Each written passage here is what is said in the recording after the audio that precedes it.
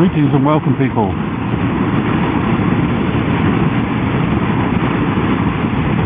This is a continuation of the ride that I made the New Year and Christmas greetings vlog on, so I hope you're still all well.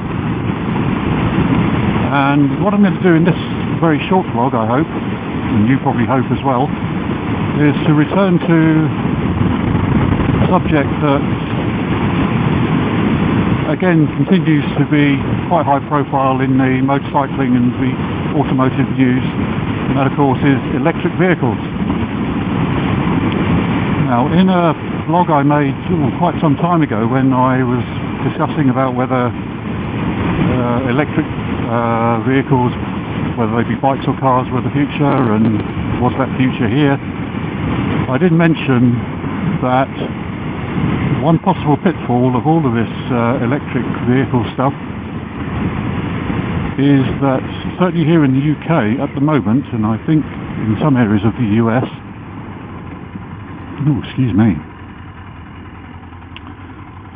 the government makes an awful lot of money, a hell of a lot of money, on fuel duty. I'll try and find the figure, but I know I've said this before, and I said it in that vlog, that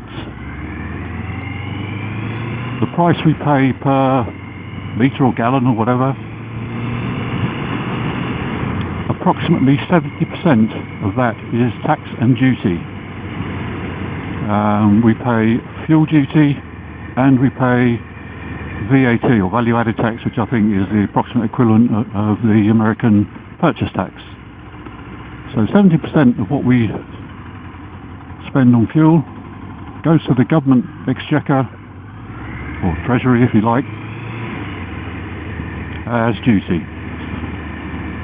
Now of course, if we're now going to suddenly start all switching over to electric vehicles, so no internal combustion engines for us, that is going to be one hell of a bite out of the government's income. And I watched a vlog recently of an American lawyer, Lehto. I'll put a link down below to the particular video, where he discussed something that had been brought to his attention, which was that I think it was in Ohio. Well, let me backtrack a little bit.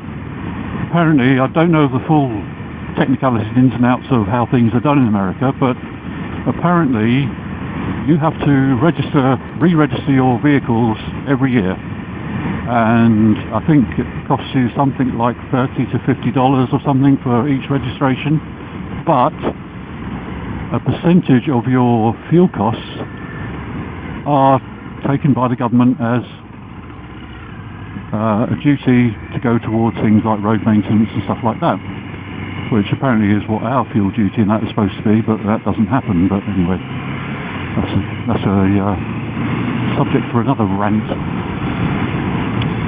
So of course, with more and more people registering electric vehicles, the state income from fuel duty is starting to fall. So what they've done in, as I say, I think it was Ohio, I'll put that in the caption or in the text if it's something else, is they have now started adding a further levy on the re-registration fees of something like, I think he said between $100 and $300. So 10 times the normal registration fee for electric vehicles. Now this is where I think things are going to start turning around fairly quickly. As soon as the electric vehicle uptake and usage hits a certain point, the governments are going to find themselves running out of income on this item, on fuel duty and things like that, and they are going to have to recoup that from somewhere. Now in the UK we don't register vehicles every year, but we do have to pay an annual what is colloquially known as a road tax, otherwise known as a vehicle excise duty, road fund license, that type of thing. Basically it's a fee you have to pay to keep and use a motor vehicle on the public highway. And if you try to use a vehicle without it and you get stopped, then you not only get fined very heavily, but you also lose your vehicle. It will be taken away and crushed. Now at the moment, the road tax, I'll keep calling it road tax, that's what it's popularly called, is banded. And if your vehicle creates emissions of less than 99, I can't remember what the exact figure is now, I think it's 99 whatever grams of carbon dioxide, blah blah blah, then you don't pay any road tax. Now obviously electric vehicles, clearly, because they don't directly create emissions, but I've already said about how the energy to charge those electric vehicles has to come from somewhere, and that's where the emissions are created. So at the moment, yes, you run a electric vehicle, you don't pay any road tax. You still have to register it and insure it, and after it's 3 years old it has to have a roadworthiness test called an MOT test. Even though the MOT doesn't exist anymore, we still call it that. So will we see a point where the road tax banding suddenly gets turned on its head, where the government is noticing that its revenue from road taxes has fallen off a cliff because people are buying electric vehicles or hybrid vehicles, not using anything like so much diesel or petrol,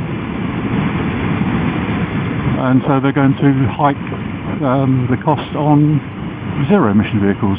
Or will they add a huge purchase tax on electric vehicles, or they'll have to replace that income somehow?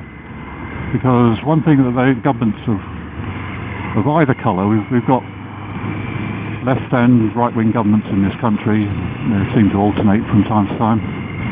What they've always said when people have complained about the amount of fuel duty that they charge, they've always said, well, we need that income to pay for education, to pay for the health service, blah blah blah, anything and everything except the roads, apparently.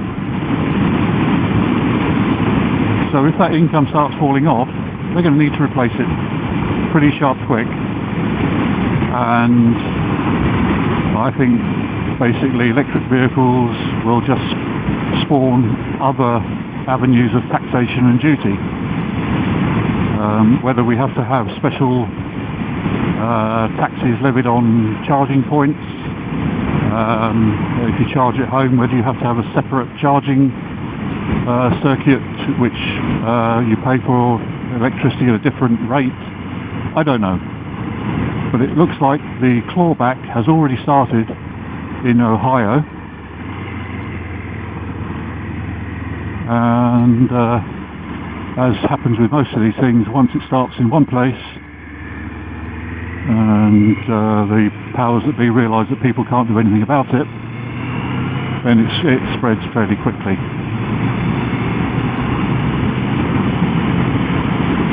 So again, it comes back to this point I've always made that, whoops, slow down. All these climate justice warriors and things tell us we have to cut emissions, we have to drive clean vehicles, we have to drive zero emission vehicles, but boy do we get charged through the nose for them. Basically it's trousers down and bend over if you want to save the planet. Obviously that's a whole entirely different subject, and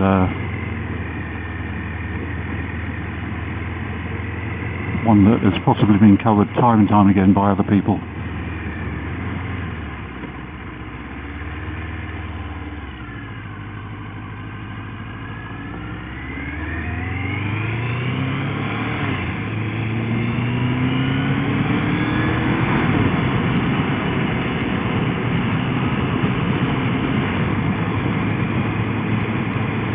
And I've noticed we are seeing quite a few YouTube videos coming up now from people that I have chosen to label, and I'm probably not the first person to do this, somebody else has probably already used this, label for them. Evangelists, EV Angelists, if you see what I mean. Yeah, you know what I mean. EV, capital E, the capital V, Evangelists. And obviously they are fully bought into the electric vehicle philosophy. That's fine, they can do what they like. But I've noticed they're now starting to say, oh well, travelling long distances in an electric vehicle is not much more of a hassle than travelling long distance in an internal combustion engine vehicle. I beg to differ. I can put a full tank of diesel in my car and I can travel from my home in Bognor to family in the northeast of England, which I think is something like 500 miles, 450 miles, without having to stop to refuel the car. Yes, obviously the passengers need comfort breaks, and we will make at least, well, probably will make one stop for food, which would be a more extended stop, but anything for toilets and that sort of thing will be 10 minutes. If you try and stop and charge up an electric vehicle for 10 minutes, you're not going to get much more range in your battery in 10 minutes. So it's all being a little bit hyped and propagandized by the electric vehicle enthusiasts. Don't get me wrong, I'm on record as saying already that I think electric vehicles will be the way of the future. You can see there's a big solar array over there now. I don't know where that's feeding into, but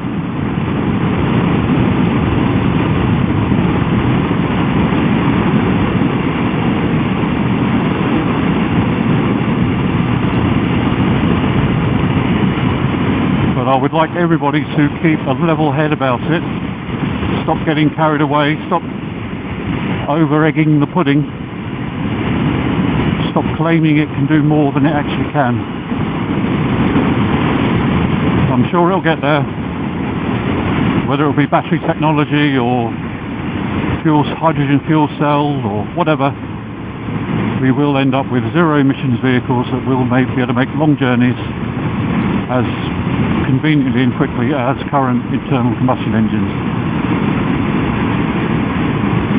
But I am not convinced that is here yet.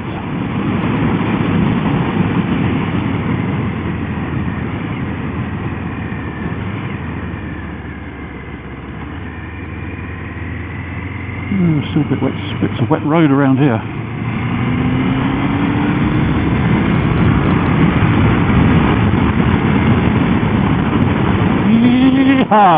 Oh, that feels better. Yes. Sorry.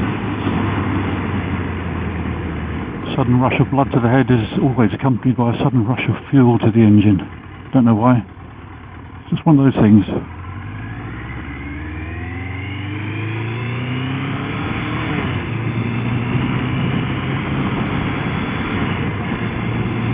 As I say, I'll link to the late Steve Lehto video below, so you can take a look, see exactly what he's talking about. Obviously you guys over in the States will get more of an understanding of exactly how these things work. I don't really. I know your fuel costs are generally much lower than ours over here in the UK. At the moment our petrol costs are something around about £1.30 a litre. So I'm not entirely sure what the exchange rate is at the moment, but I think a pound is about $1.20, so about $1.60 for a litre. So I don't know how that works out in comparison to what your costs are over there. I know the sort of cost per gallon differ because the US gallon is a bit smaller than the imperial gallon. I think it's about 80%, I think. I'm not sure.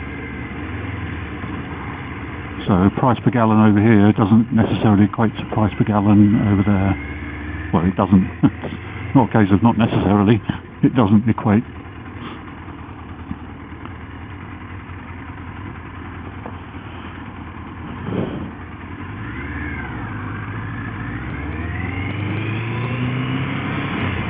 So I'm going to call that the end of the video now. So thank you for taking a look. Ride safe but have fun. Have fun but ride safe. And I'll speak to you again on the next one. Cheerio for now. Bye.